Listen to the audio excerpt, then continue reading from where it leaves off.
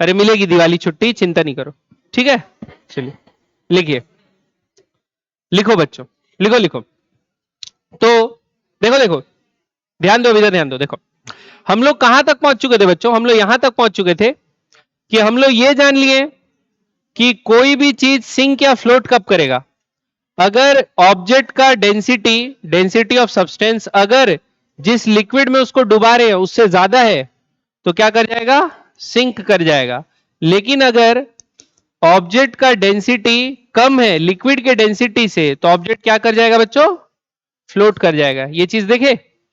अब relative density ये क्या होती है, अपन ये देखे, डेंसिटी ऑफ सब्सटेंस जिसका भी रिलेटिव डेंसिटी निकालना है वो bye density of water at 4 degree centigrade, जिसका वैल्यू हमको पता है 1 ग्राम पर सेंटीमीटर क्यूब होता है या 1000 केजी पर मीटर क्यूब, ये अपने को पता है।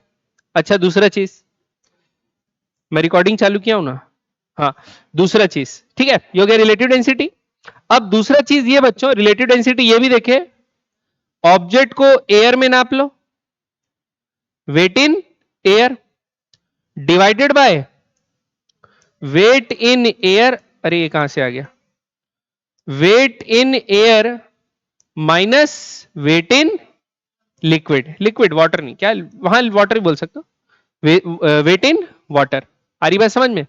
तो ये क्या जाता है, बुओयंट फोर्स, भाई जितना कमी आता है वेट में उसी को बुओयंट फोर्स बोलते हैं ना। तो weight in air by weight in air minus weight in water, ये भी क्या हो जाएगा, रिलेटिव डेंसिटी। इतना चीज सीखे थे कल, ठीक। अब कोई भी चीज फ्लोट करेगी या सिंक करेगी ये हम जान चुके हैं। तो अगर कोई ऐसा सब्सटेंस है जो कि सिंक करता है तो हम लोग उसको फ्लोट कराने के लिए उसके डिजाइन में क्या चेंजेस कर सकते हैं, देखते हैं। समझ में आया बात, क्या सीखना है आज, कि अगर हम लोग को किसी चीज को क्या कराना है, फ्लोट कराना है, तो उसके डिजाइन में हम लोग क्या चेंजेस कर सकते हैं, ठीक है। चलिए तो देखो बच्चों, अब डेंसिटी ऑफ सब्सटेंस क्या होता है,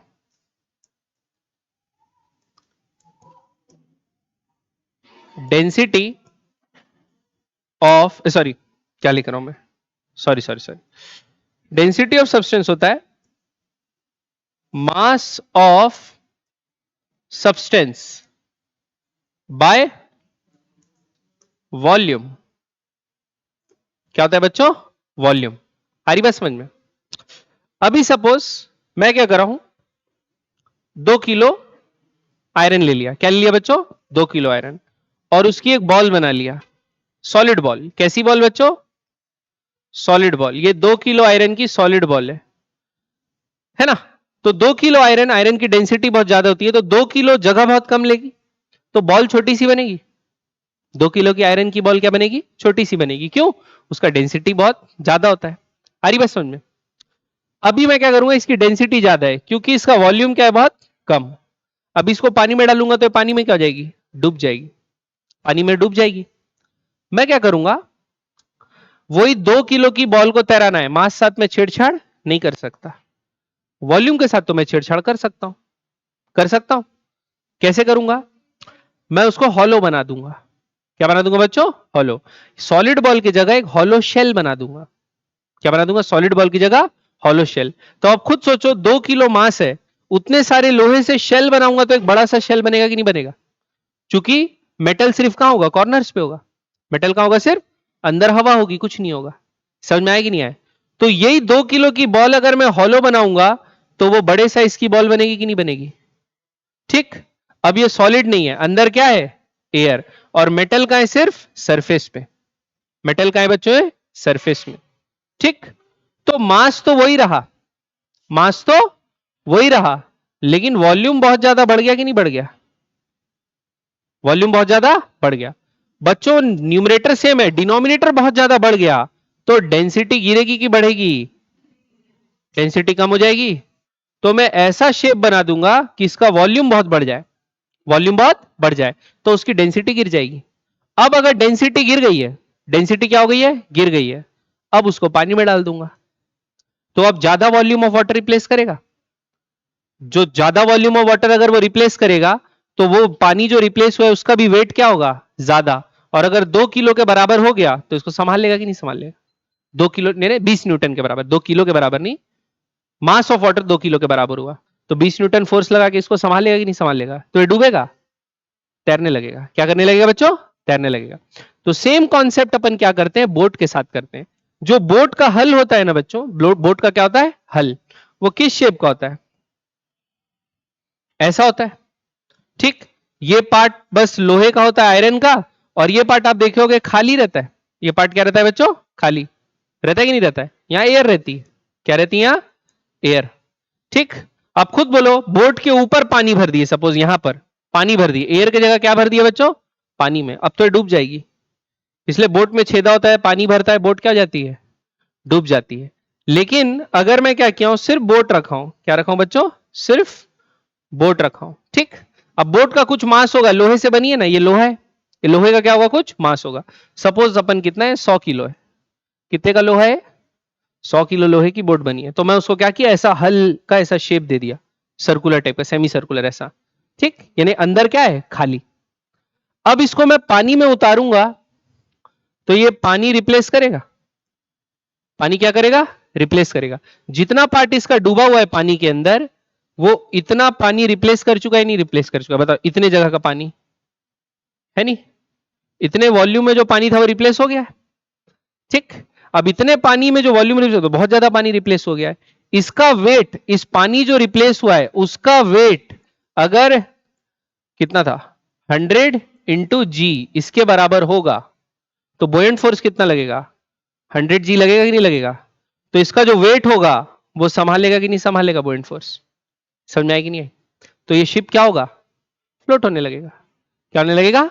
फ्लोट होने लगेगा। आ रही बात समझ में? तो एक होती है बच्चों मटेरियल की डेंसिटी। मटेरियल की डेंसिटी मतलब जब वो सॉलिड होता है ना, अंदर भी भरा हुआ है पूरा, तब उसकी एक डेंसिटी होती है। हम लोग क्या कर रहे हैं, उसकी डेंसिटी को थोड़ा सा चेंज कर रहे हैं, उसके शेप को चेंज करके, उसको पोला बना के, पोला मतलब अंदर से उसके चीजों को गायब करके, या उसको ऐसा शेप देके कि अंदर में एयर भरी हो। बात समझ में आएगी नहीं आई? फॉर एग्जाम्पल, अगर आप एक रबर का बलून लोगे, रबर का बलून लेते हैं, उसमें हवा हवा मत भरो, रबर का बलून लो, ऐसे छोड़ दो, जमीन में गिर जाएगा? जमीन में गिर जाता है, देखोगे आप रबर, क्योंकि रबर का डेंसिटी क्या है? ज्यादा। अभी रबर को भर दो आप हाइड्रोजन से। क्या से भर दो बच्चों? हाइड्रोजन, हाइड्रोजन गैस से। हाइड्रोजन जो गैस होती है बहुत हल्की होती है। हाइड्रोजन गैस क्या होती है? हल्की होती है, ठीक है। अब हाइड्रोजन गैस से आप भर दिए, अब इसका वॉल्यूम क्या हो गया? बड़ा हो गया। वॉल्यूम क्या हो गया बच्चों? बड़ा। वॉल्यूम बड़ा हो गया। अब एयर से ये इतनी जगह की एयर को, जितना इसका साइज है उतना एयर को ये रिप्लेस किया है कि नहीं किया है? हाइड्रोजन जो है इतनी एयर को रिप्लेस किया है कि नहीं किया है? तो उतने सारे एयर का जो वेट होगा, इसके ऊपर अपथ्रस्ट जैसा लगेगा कि नहीं लगेगा? लगेगा। पहले तो रबर का वॉल्यूम एकदम कम था, तो उतना एयर वो रिप्लेस ही नहीं कर पा रहा था, उस एयर का वेट रबर के वेट से क्या था? कम। तो क्या हो जाता? नीचे गिर जा रहा था। लेकिन रबर को फुला दिए हाइड्रोजन से। किससे फुला दिए? हाइड्रोजन से। एक ऐसी गैस लिए जो एयर से क्या है? कम डेंस है। एयर से कैसी है? कम डेंस है। तो उससे हम लोग उसको फुला दिए। अब उसका वॉल्यूम बढ़ गया। अब उसका वॉल्यूम बढ़ गया बच्चों। अब इसका वॉल्यूम बढ़ गया तो इतनी एयर रिप्लेस कर चुका है, नहीं रिप्लेस कर चुका है? आ रही बात समझ में? तो इतनी एयर ये रिप्लेस कर चुका है, उसका वेट इसके ऊपर लगेगा बुओयंट फोर्स के जैसा। इसके अंदर तो हाइड्रोजन भरा है, उसका वेट तो कम ही होता है, लेकिन एयर जो रिप्लेस हो गई उसका वेट क्या होगा? ज्यादा। तो ये ऊपर उड़ेगा कि नहीं होगा? इसलिए हाइड्रोजन बलून भर देते हैं तो ऊपर उड़ते रहता है। अभी आप देखे होगे प्रमोशन के लिए 4-5 तो बलून लटकाए नहीं है, एक चांदनी चौक में लटका है, एक अपना यहाँ धर्मपुरा में लटका है, LIC ऑफिस वाले मोड़ में, तो लटकाए हो। तो उसके अंदर क्या भरे बच्चों? इतना बड़ा प्लास्टिक कैसे उड़ रहा है? रबर का होगा, भारी सा होगा, रस्सी भी है देखो कितनी सारी उसके साथ उड़ रही है। तो उसके अंदर क्या भरा होगा बच्चों? हाइड्रोजन। हाइड्रोजन हल्की होती है, तो हाइड्रोजन क्या किए? रिप्लेस कर लिए। बड़े से वॉल्यूम को हाइड्रोजन क्या करिए बच्चों? रिप्लेस कर दिए एयर को, ठीक। तो जितना एयर वो रिप्लेस कर लिए, उसके वेट आर्किमिडीज प्रिंसिपल के हिसाब से उसका जो वेट होगा उतना अपथ्रस्ट लगेगा कि नहीं लगेगा? तो वो हवा में उड़ रहा है, ठीक। तो सेम कॉन्सेप्ट अपन करते हैं। हम लोग अगर पिन है, पिन सॉलिड होता है, पिन क्या होता है? सॉलिड। तो उसको अगर पानी में डालेंगे तो डूब जाएगा ना। क्यों? क्योंकि उसका डेंसिटी ज्यादा है। लेकिन अब पिन का मेटल को पूरा पिघला दिए, पिन का मेटल को क्या किया? पूरा पिघला दिए, और उसको एक हॉलो बॉल बना दिए। क्या बना दिया बच्चों? एक हॉलो बॉल। पानी में डालो, तैरेगा?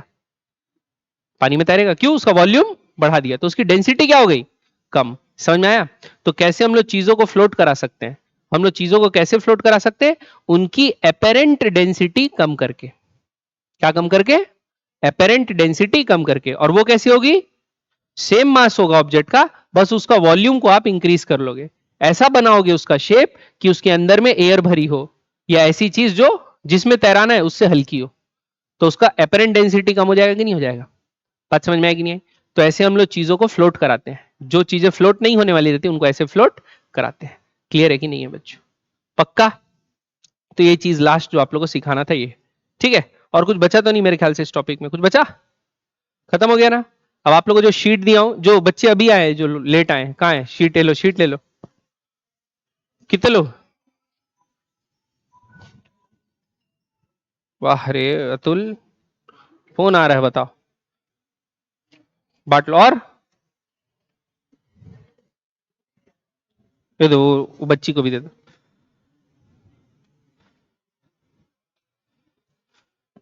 ठीक है बच्चों, चलिए। अब तो सवाल में इसमें पहले खोल लेता हूं, 1 मिनट है ना, 1 मिनट। कहां गया? एक एक करके बनाते जाते हैं, खत्म हो जाएगा।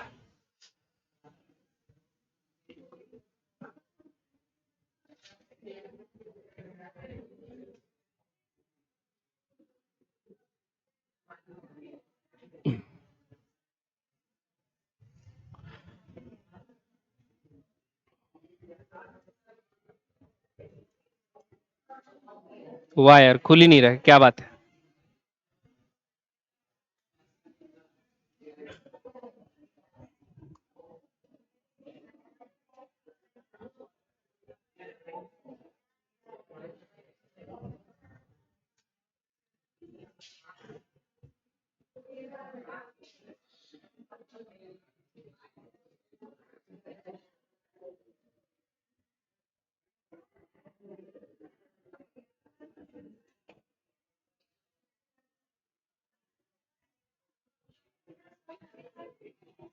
देख पा रहे हो बच्चों क्वेश्चन? चले बनाए, चलो देखो।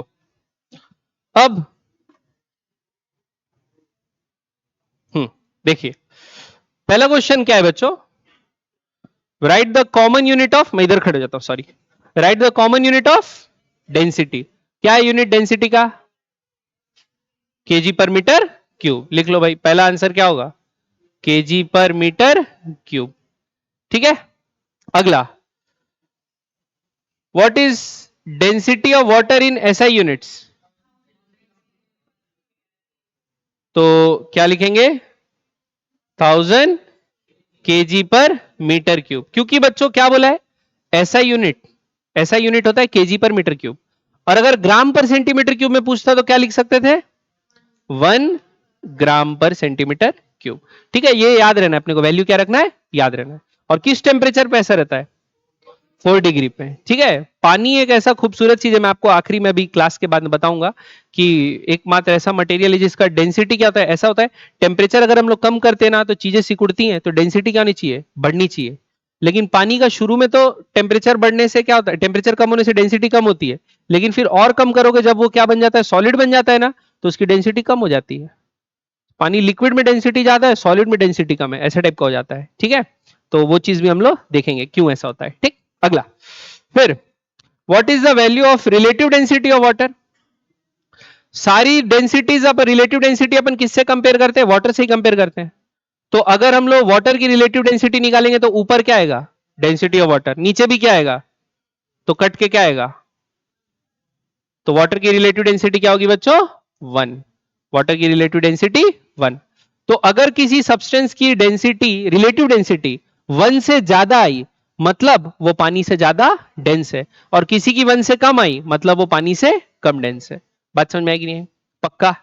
चलिए अगला, name the quantity whose one of the unit is pascal.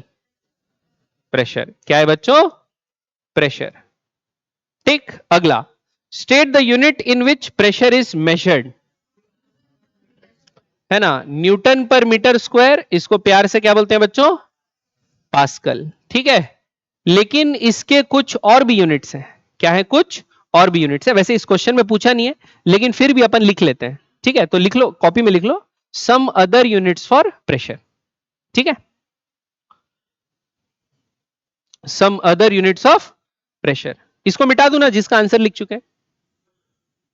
तो some other units of pressure करके आप लोग लिख लो कुछ यूनिट्स प्रेशर के। ठीक है, पहला लिखो एटीएम। पहला क्या लिखो बच्चों? एटीएम। ठीक, एनी टाइम मनी वाला नहीं, वो नहीं है, है ना। अगला, दूसरा लिखो बार। क्या लिखो बच्चों? बार। एक बार, दो बार, तीन बार, ऐसा प्रेशर गिनते हैं। ठीक है, तीसरा, तीसरा लिखो, समझ गए क्या?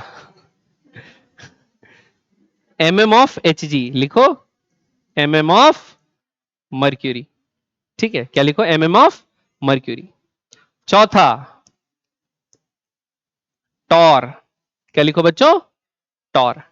तो ये सब आप लोग हायर क्लासेस में यूज करते हैं, हायर क्लासेस में यूज करते हैं, लेकिन मैं आप लोग को ये दोनों बता देता हूं क्या होता है। ठीक है, तो देखो बच्चों, जो पास्कल है ना, पास्कल ये बहुत ही छोटा यूनिट है। पास्कल जो है वो क्या है? बहुत छोटा है, बहुत ही एकदम अदना सा यूनिट है। तो हम लोग क्या करते हैं, 10 का पावर 5 पास्कल, कितना पास्कल? कितना लाख हो गया है?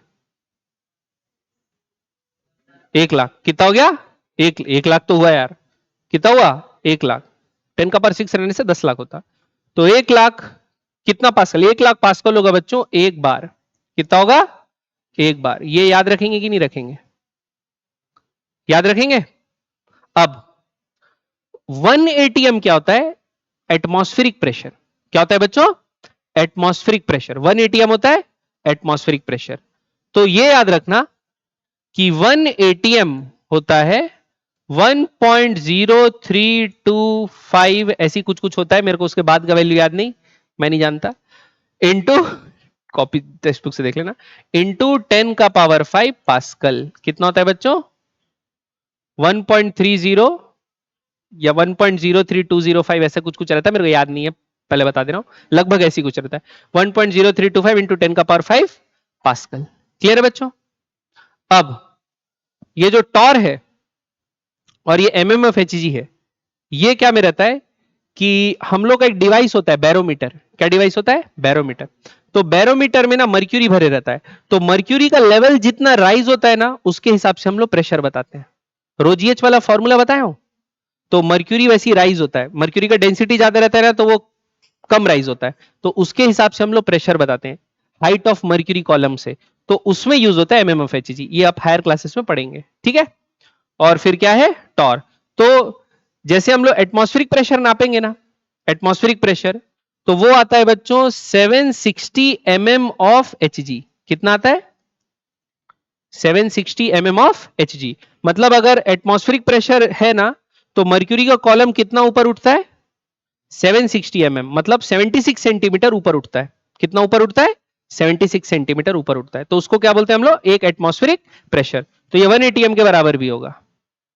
ठीक, और इसी को हम लोग बोलते हैं 760 टॉर। क्या बोलते हैं बच्चों इसको?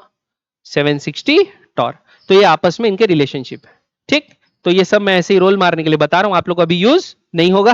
बाकी ये याद रखना, एक बार कितना होता है बच्चों? 10 का पावर 5 पास्कल, ये यूज हो सकता है। और 1 ATM, 1 ATM बराबर कितना? पास्कल, ये याद रख। ठीक है, बाकी टॉर और mm of H G higher classes में यूज होता है। ठीक है, आगे बढ़े, चलिए। अब ये मिटा दूं? मिटा, लिखे नहीं हो? लिख लो, जल्दी लिख।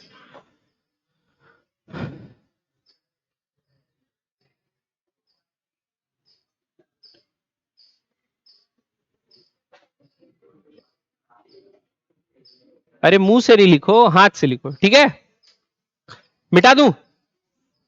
ठीक, चलिए अगला। अब बच्चों, अरे ये क्या हो गया? जूम बंद हो गया क्या? क्या है बे सब?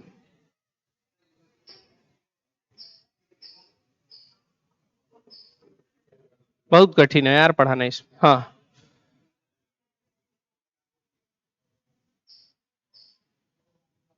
हाँ ठीक है, अब कोई हिलेगा नहीं। अगला, अगला हाँ, क्वेश्चन नंबर 6। क्वेश्चन नंबर 6 में ये दिया हुआ है बच्चों कि स्टेट वेदर ट्रू और फॉल्स, तो बताना है ट्रू है कि फॉल्स है।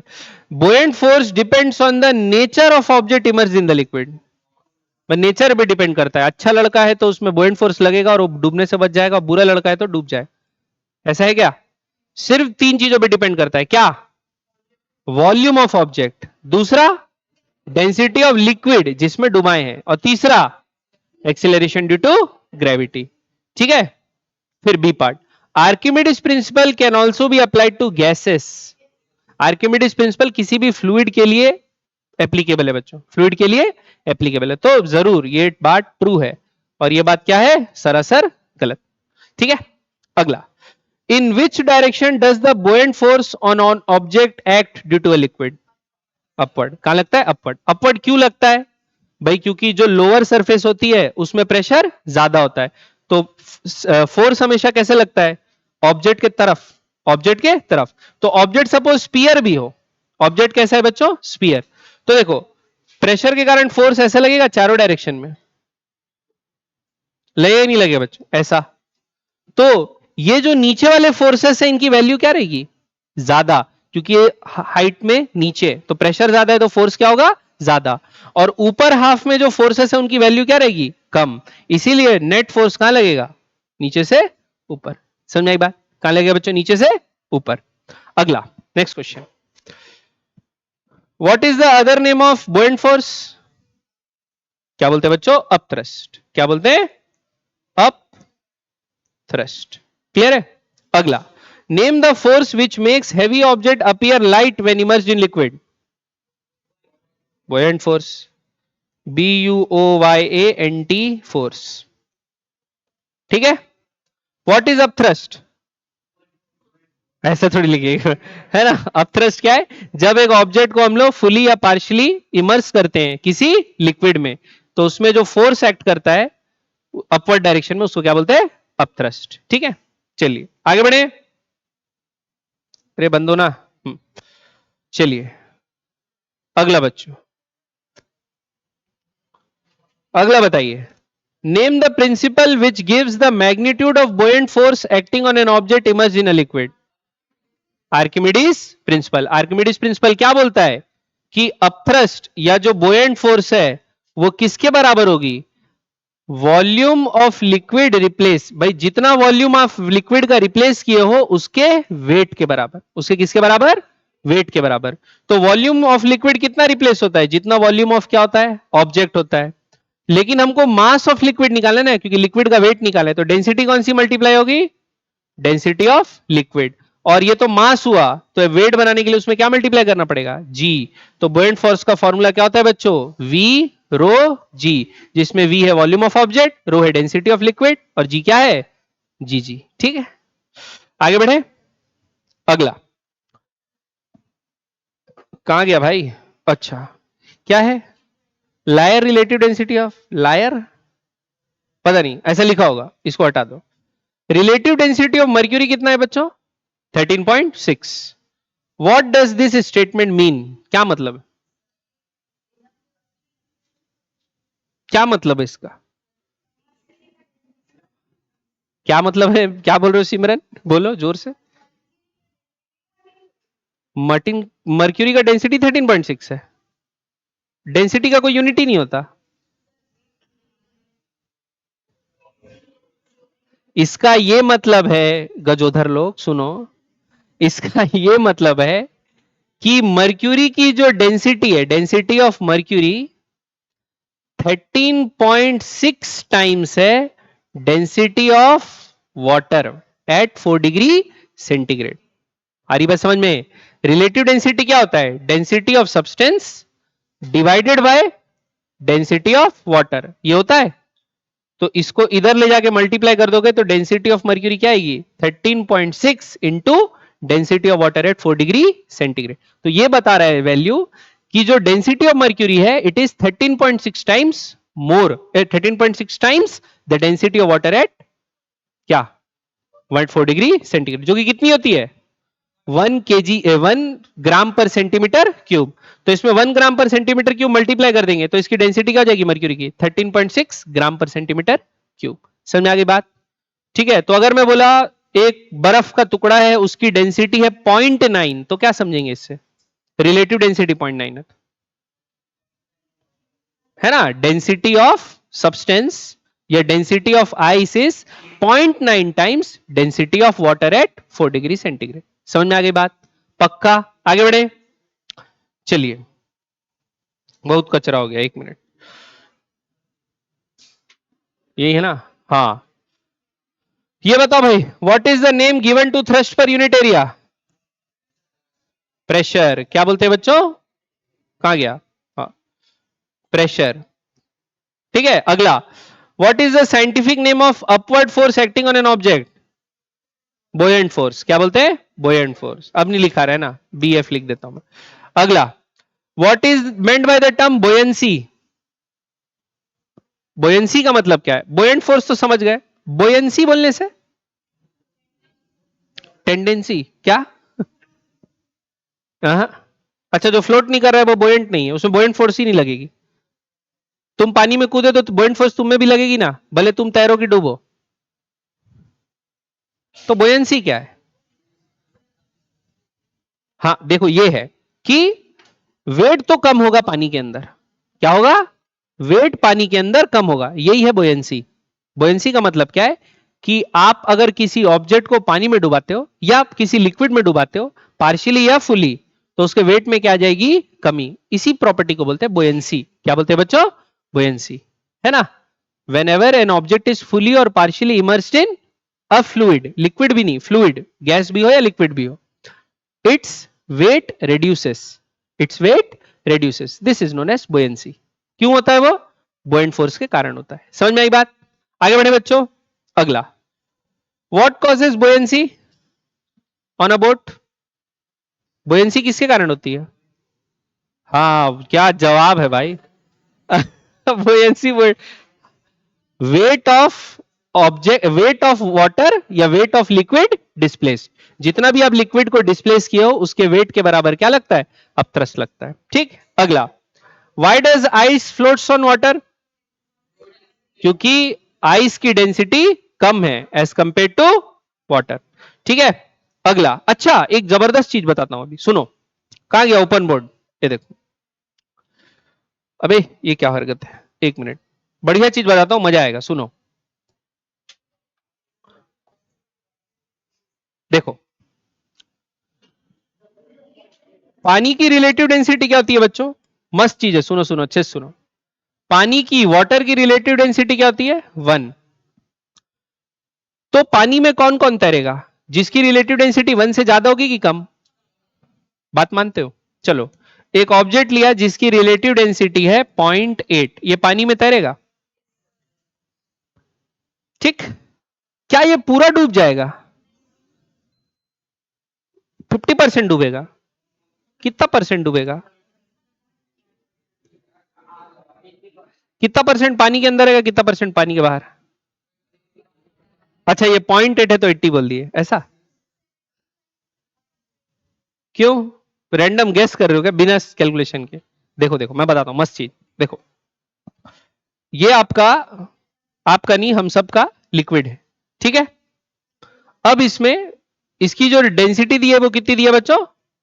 1। और इसमें एक ऑब्जेक्ट है जिसका ये वॉल्यूम है ऐसा, समझ रहे हो, क्यूब टाइप का है, इसको मैं इसमें डाल रहा हूं।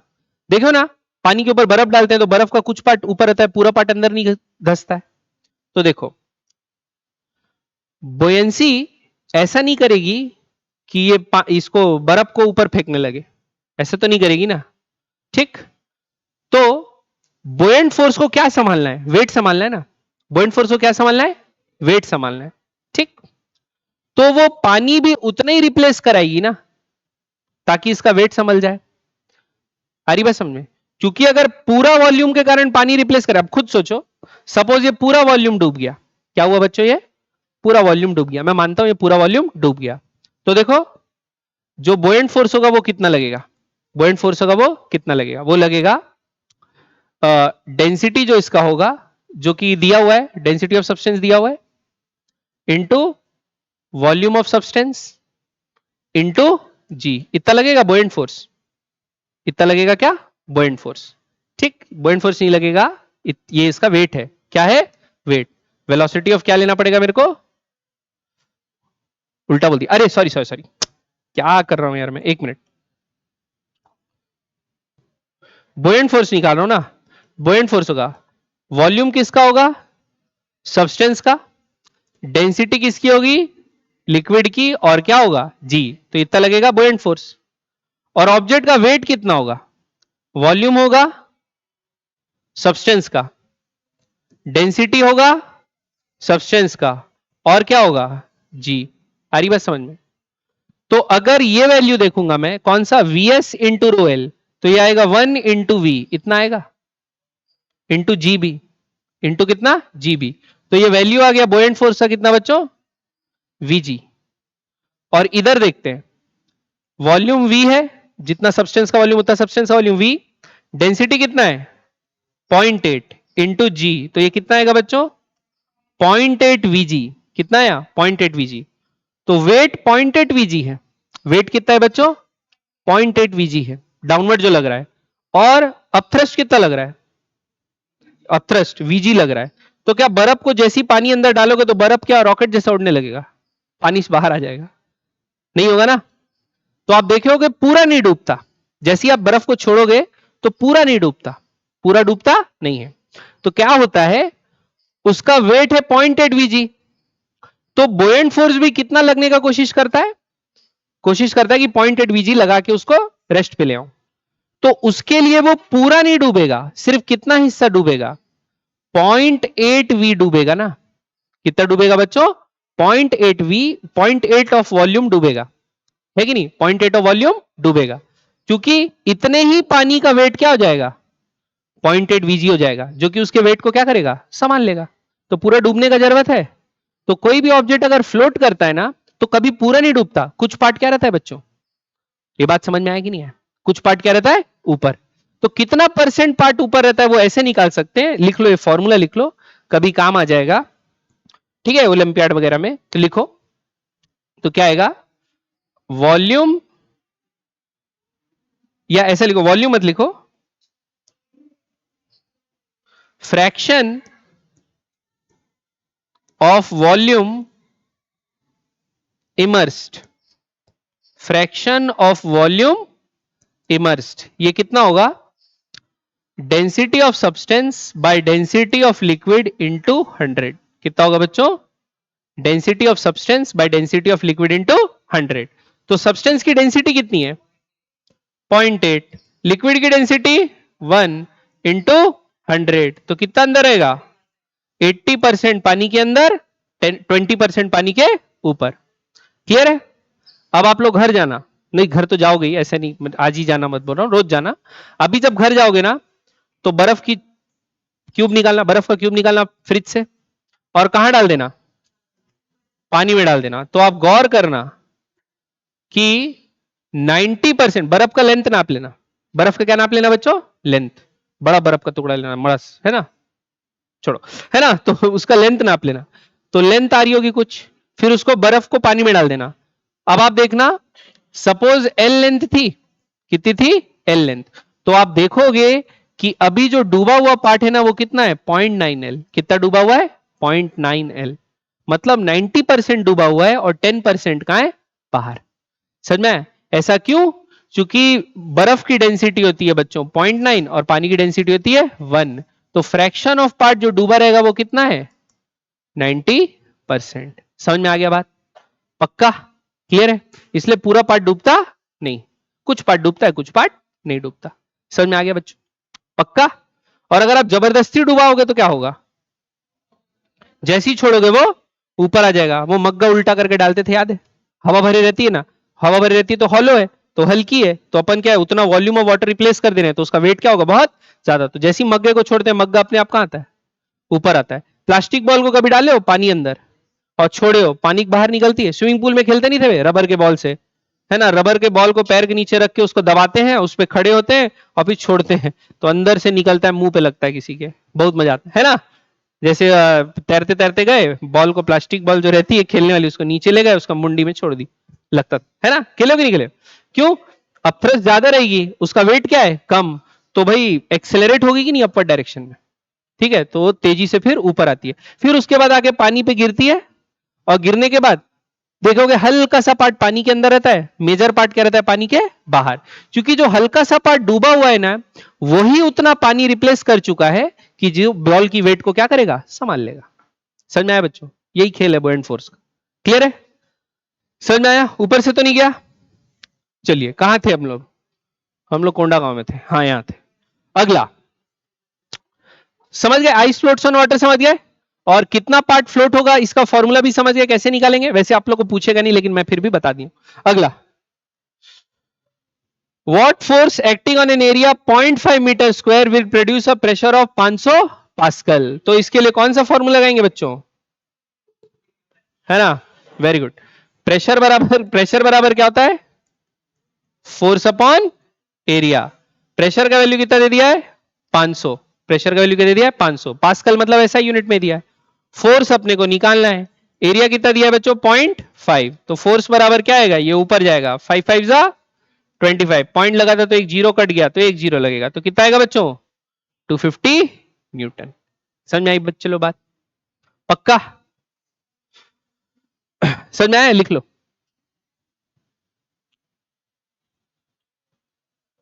अरे टाइम हो गया, कोई बात नहीं,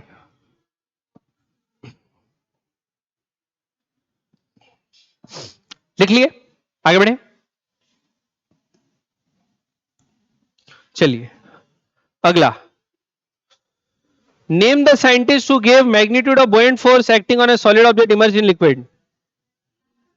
पूरा नाम क्या था उसका, आर्किमिडीज शर्मा, क्या था, क्या था पूरा नाम, मेरे को भी नहीं पता, मैं इसी पूछ रहा हूं। आर्किमिडीज था भाई, आगे पीछे का हम लोग जानते नहीं है, ये आप लोगों का काम है, गूगल कीजिए, पता लगाइए। आर्किमिडीज का पूरा नाम क्या था, 19 छूट गया। एन ऑब्जेक्ट ऑफ वेट कितना, 200 न्यूटन, तो ऑब्जेक्ट का वेट यानी हवा में कितना दिया है, 200 newton. What is the magnitude of buoyant force acting on it, है, ये क्या हरकत है, बता नहीं सकते, बता, कैसे बताओगे, खाली वेट दे दिया है, क्वेश्चन में कुछ गड़बड़ी है, मेरे से गलती हुई लिखने में, सॉरी, ठीक है। कुछ देता तो उसका वॉल्यूम इतना है, ये इतना है, तब तो निकालते, कोई बात नहीं, बुरा नहीं मानिए। अगला,